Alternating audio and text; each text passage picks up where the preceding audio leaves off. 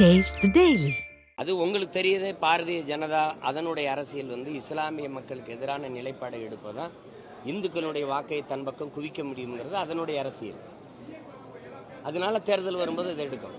நாட்டில் எவ்வளவு சிக்கல்கள் பிரச்சனை இருக்குது, அதில் வக்ஃபு வாரிய நிலத்தில் என்ன, அதில் என்ன பிரச்சனை இருக்குது, அதை போய் நீங்கள் குறிப்பாக தமிழக நிலங்களை சுட்டிக்காட்டி தான் மத்திய அமைச்சர்களே பேசுகிறாங்க. திருச்செந்துறையில் இந்த நிலங்களை இஸ்லாமிய நிலங்களாக வகைப்படுத்துகிறாங்க அப்படின்னு.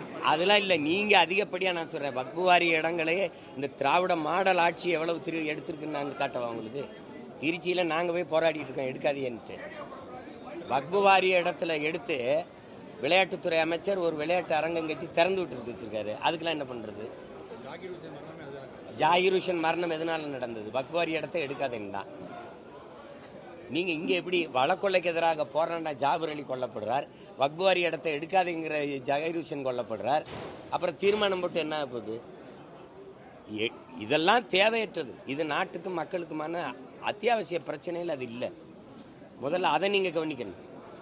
அதை விட்டுட்டு சும்மா போய் தேர்தல் நேரத்தில் நீங்கள் இந்த இஸ்லாமிய மக்களின் மீது வெறுப்பு உமிழ்வது, அந்த வாக்கை ஒரு தரப்பினர் வாக்கை குவிக்கிறதுக்கு போராடுவது, இதெல்லாம் ஒன்றுபட்டு இருக்கிற நாட்டினுடைய ஒருமைப்பாடு இறையாண்மை சிதைக்க வழிவகுக்குமே ஒழிய ஒற்றுமைக்கு ஒருபோதும் அது ஒன்றும் கொடுத்து எவ்வளவு காலம் ஆயிடுச்சு நீங்கள் பாருங்கள்.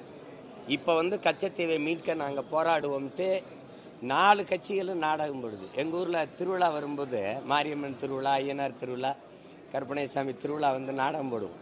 இது மாதிரி இப்போ தேர்தல் திருவிழா வர்றதுனால இந்த கச்சத்தீவு மீட்பு நாடகத்தை போடுது. நம்ம முந்தா நாள் தான் எடுத்து கொடுத்துருக்காங்க. அதனால இன்னைக்கு மீட்க இவங்க தீர்மானம் போடுறாங்க. கொடுத்த 4 பேர் இந்த காங்கிரஸ் கூட இருந்து அது கைகட்டி பதவிக்காக நின்னது இந்த திமுக. அதை இவ்வளவு காலமாக அதிகாரத்தில் இருந்த இந்த கட்சிகள் பாரதிய ஜனதா, அதிமுக அவங்களாம் எதிர்த்து போரிட்டு மீட்காம திருப்பி தேர்தல் வரும்போது அது நாங்கள் போய் ராமேஸ்வரத்தில் தொடர்ச்சியாக மீனவர் படுகொலை செய்யப்படுவது, வலை விரிக்கப்படுவது, படகு பறிக்கப்படுவது, சிறைபிடிக்கப்படுவதை எதிர்த்து பெரும் போராட்டத்தை நிகழ்த்தியதனுடைய பின்விளைவாக இப்போ தேர்தல் வருது. மீனவர் வாக்கு வேணும்ல, சரி அதெல்லாம் விடுங்க. அது அந்த நாடகம். எங்கள் தாத்தா மூக்கையத்தவர் இறந்து எவ்வளோ நாள் ஆச்சு? இன்னும் முந்தா நாள் தான் இறந்து இன்னைக்கு அடக்கம் பண்ண மாதிரி நீங்கள் மணிமண்டபம் கட்டுவேன்றீங்க. 46 ஆண்டுகளாக என்ன பண்ணி 3 முதல்வர்களுக்கு பதவி பிரமாணம் எடுத்து வந்த சட்டப்பேரவையினுடைய தலைவராக இருந்த பெருமகன் எங்கள் தாத்தா முத்துராமலிங்க தேவர் அவர்கள் கூட தமிழ் மாநிலத்துக்கு தான் ஃபார்வர்ட் பிளாக் கட்சியின் தலைவராக இருந்தார். அகில இந்திய இவ்வளவு பெரிய துணை கண்டத்தின் ஃபார்வர்ட் பிளாக் கட்சியின் தலைவராக இருந்த பெருந்தகை எங்களுடைய தாத்தா மூக்கையத்தவர் அவர்கள். அவருக்கு என்ன மரியாதை இருக்கு? நீ இப்போ தேர்தல் வரும்போது அந்த இனப்பு சொந்தங்களெல்லாம் நாங்கள் பேரெழிச்சு கொண்டு எழும்போது அந்த வாக்கை குறிவித்து நகருகிற இந்த அற்ப நாடகத்தை இந்த திராவிடர்கள் நிறுத்திக்கணும். எங்களை என்னவா நீங்கள் மதிப்பிடுறீங்க? இவ்வளோ காலம் கழிச்சு திடீர்னு கச்சத்தீவு மேலே பாசம் வருது, திடீர்னு எங்கள் தாத்தா மூக்கையத்தவர் மேலே பாசம் பற்றும் வருது. இதெல்லாம் வாக்கு பறிக்கிற அற்ப நாடகம். இதை தமிழ் சமூகத்தின் இளைய தலைமுறை பிள்ளைகள், என் தம்பி தங்கைகள் கூர்மையாக அதை கவனிச்சு இது பண்ணணும். மறுபடியும் இதுக்கெல்லாம் இந்த நாடகத்தை பார்த்து மயங்கி கைதிட்டு ரசிச்சுட்டு போனோம்னா ரொம்ப கஷ்டம், ரொம்ப கஷ்டம். நிச்சயமே காங்கிரஸ் ஆளும் போதும் பாரதிய ஜனதா ஆளும்போதும் ஒரே பதிலைத்தான் பதில் மனுவா தாக்கல் செய்து கச்சத்தீவை திருப்பி எடுக்கணுங்கிற பேச்சுக்கு இடம் இல்லை. கொடுத்தது. அன்னைக்கு தாத்தா மூக்கையத்தவர் அவர்கள் என்ன பேசுறாங்கன்னா, வடபுலத்தில் இமயமலைக்கு ஒரு பகுதியில் நீங்கள் எடுத்து அப்படியே நீங்கள் சீனாவுக்கு உங்கள் அப்பா தாரை வார்த்து கொடுத்துட்டாரு, அது ஒரு வரலாற்று பெருந்துரோகம். அதே மாதிரி நீங்கள் இந்த கச்சத்தீவை தாரை வார்த்து இலங்கை கொடுப்பதனால இந்த நாட்டு மக்களுக்கு, குறிப்பாக தமிழ்நாட்டு மக்களுக்கு மிகப்பெரிய வரலாற்று துரோகத்தை நீங்கள் செய்கிறீங்க. அதுக்கு நான் இருக்கிற ராமநாதபுரம் பாராளுமன்றத்தில் நீங்கள் இருக்கிற அந்த பகுதி, அது கச்சத்தீவு உங்களுக்கு தெரியும், அது இந்திய நிலப்பரப்பே இல்லை. அது எங்கள் தாத்தா சேதுபதி, எங்கள் பாட்டன் சேதுபதி மன்னனுடைய சொந்த நிலம். அதை நீங்கள் எடுத்து அதை கொடுத்துட்டீங்க. இன்னைக்கு அதுக்கு சொல்கிற காரணம்லாம் ரொம்ப வேடிக்கையாக இருக்குது. அன்னைக்கு கச்சத்தீவை எடுத்து கொடுக்கும்போது எதிர்த்து போரிட்ட ஒரே வீரர் எங்கள் தாத்தா மூக்கையத்தவர் அவர்கள் தான்.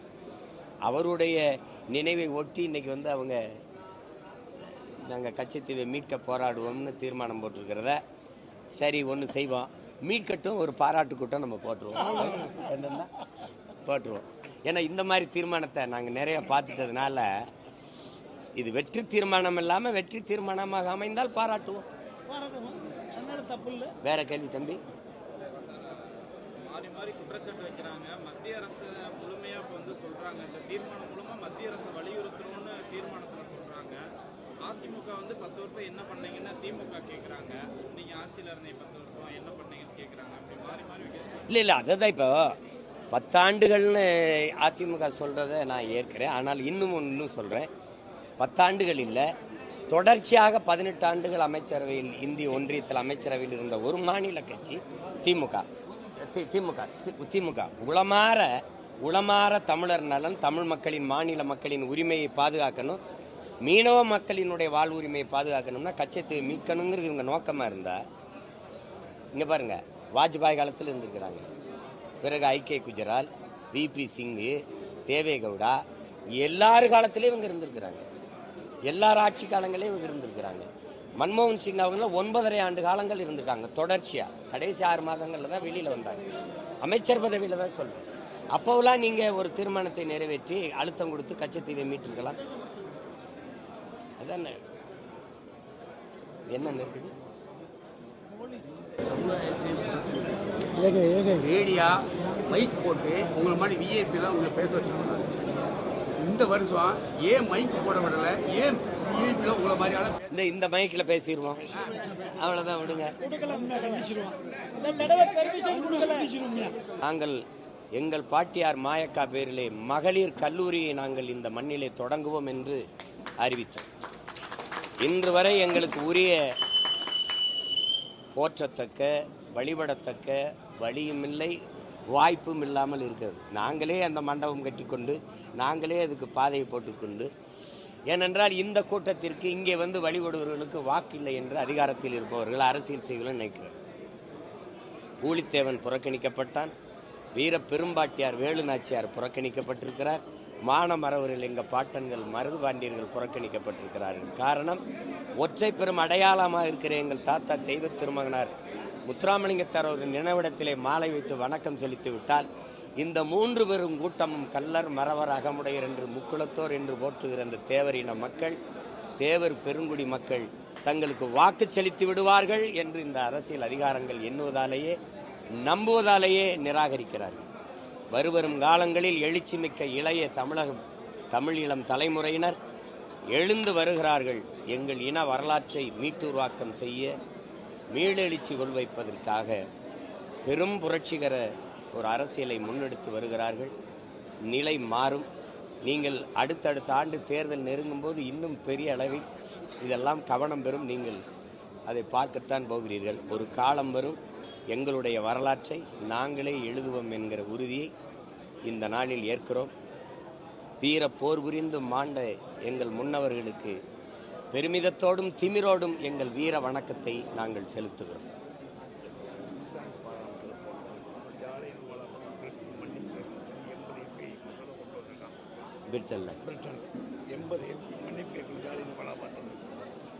எங்க அண்ணன் சொல்றாங்க, முருகன்ஜி அவர்கள் பிரிட்டிஷ் பாராளுமன்றத்தில் இந்த கடந்த வாரத்தில் 80 நாடாளுமன்ற உறுப்பினர்கள் வந்து ஜாலியன் வாலாபாக் படுகொலைக்கு மன்னிப்பு கேட்கணும் என்று. அது படுகொலை இல்லை, அவர் சித்தம்டான படுகொலைங்கிறது எங்களுக்கு நிகழ்ந்தது தான். நாங்கள் தான் போரிட்டு மாண்டோம், மரணத்தை எதிர்நோக்கி களத்திலே பாய்ந்து மாண்டவர்கள் நாங்கள் தான். அப்போ எங்கள் கொடுஞ்செயலுக்கு எவ்வளவு மன்னிப்பு? ஏன்னா எங்களை பற்றி பேசுறதுக்கு நாடாளுமன்றத்தில் ஒரு நாக்கும் இல்லை. இங்கிலாந்து பாராளுமன்றத்தில் அவன் பேசுகிறான். அதெல்லாம் நான் எங்கள் அண்ணனுக்கு உறுதி சொல்கிறேன். நமக்கு ஒரு காலம் வருது, அது அன்னைக்கு நம்ம பார்த்துக்கலாம். வேற ஏதாவது கேள்வி இருக்கா? அதான் கச்சத்தீவை பேசி ஆகணும். ஏன்னா எங்களுடைய தாத்தா மூக்கையத்தவர் அவருடைய நினைவை நாங்கள் போற்றி கொண்டிருக்கிறோம். அவருடைய பிறந்த நாள் கடந்து சென்றிருக்கிறோம். இங்கே அறிவார்ந்த தமிழ் சமூக மக்கள், என் இன சொந்தங்கள், எண்ணினுமில்லை என் தம்பி தங்கைகள் இந்த செய்தியை, இந்த நிகழ்வை ஆழ்ந்து கவனிக்கணும். அவங்க சொல்கிற காரணம் கச்சத்தீவை கொடுத்ததுக்கு அது எதுக்கு, அதில் என்ன இருக்குது? ஒரு சொட்டு தண்ணி கூட இல்லை என்கிறார். இவருடைய ஆழ்ந்த அறிவை இதை பாருங்க. ஒரு தீவுக்கு நடுவில் இருக்கிற ஒரு இடத்துல, தீவில், கடலுக்கு நடுவில் இருக்கிற ஒரு தீவில் ஒரு சொட்டு தண்ணி கூட இல்லைங்கிறாங்க. தோன்றுனா தண்ணி வரப்போகுது. தண்ணிக்கு நடுவில் தான் அந்த நிலைமை இருக்குது. அது ஒரு காரணம், வேற ஏதாவது ஒரு காரணம் சொன்னால் கூட அது சிரிச்சுட்டாது போகலாம். இப்படி ஒரு காரணத்தை சொன்னால் தலையில் அடித்து அழுகிற தவிர வேற என்ன இருக்குது? நீங்கள் எல்லாம் தலைமையேற்று இந்த நாட்டை, குறிப்பாக அது எங்கள் அண்ணன் செல்வ பெருந்தகை மாதிரி ஆட்கள்லாம் சொல்வதா ரொம்ப வேடிக்கை. 4 பக்கமும் கடல் சூழ்ந்து இருக்கிற ஒரு நிலத்துக்குள்ள தோண்டுனா அப்படிங்கிறங்க, ஒரு கைட்டு அப்படி தோண்டினாலே தண்ணி வந்துடும். அதில் தண்ணி இல்லை, அதனால கொடுத்தோங்கிறீங்க. தண்ணி இல்லைங்கிறதான் காரணமா? சரி, தார் பாலைவனம், இந்த ராஜஸ்தானில் இருக்க பாலைவனத்தெல்லாம் கேட்டால் தண்ணி இல்லைன்னு கொடுத்துருவீங்களா? இது என்ன ஒரு காரணம் பாருங்க. இதெல்லாம் வந்து